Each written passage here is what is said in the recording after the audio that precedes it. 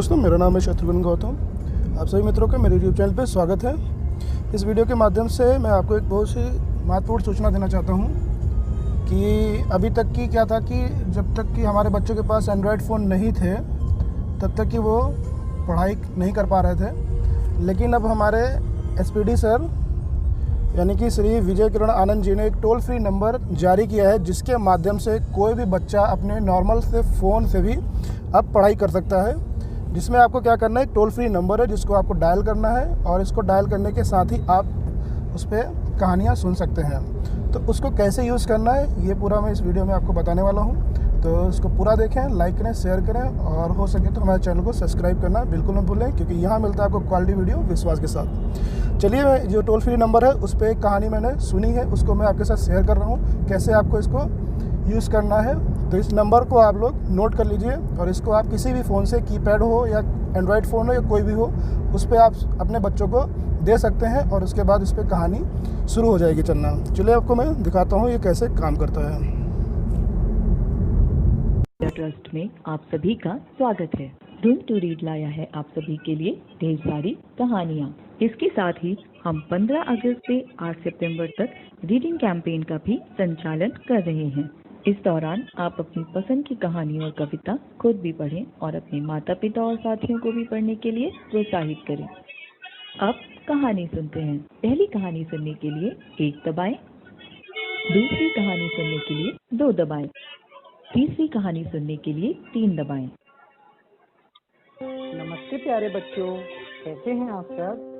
Room to Read India Trust से मैं हूं आपका दोस्त दिनेश कुमार और आज मेरे साथ है आपकी एक और नई दोस्त मेघा।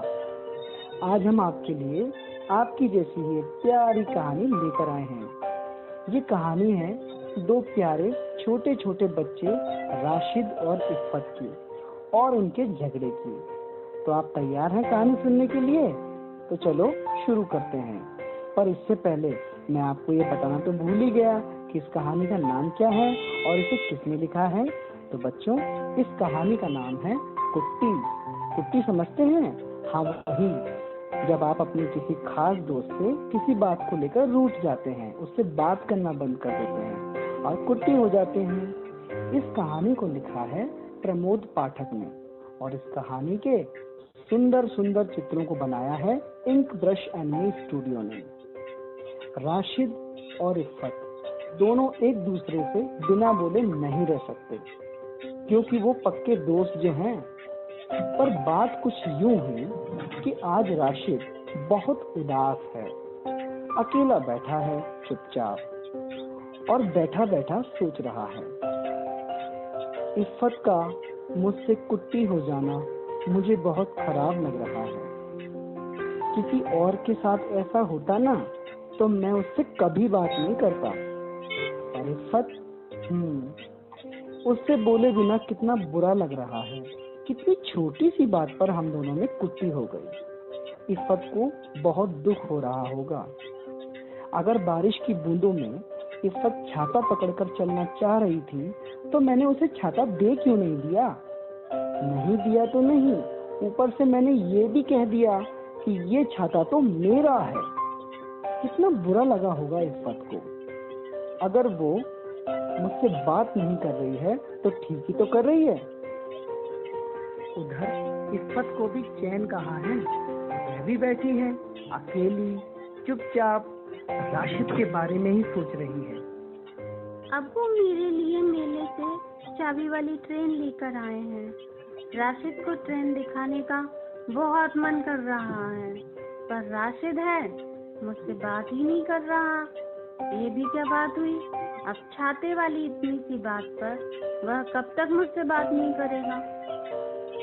राशिद चुपचाप सा घर के बाहर घूम रहा है। इफ़्फ़त अपनी नई ट्रेन लेकर राशिद के ठीक सामने के पत्थर पर बैठ जाती है।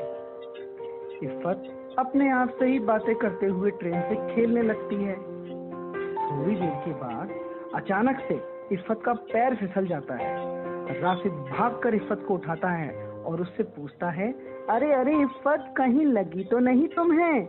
राशिद ने कहा। इस पर इफ़्फ़त बोली, तूने मुझे क्यों उठाया? तू तो मुझसे कुट्टी हो गया था ना।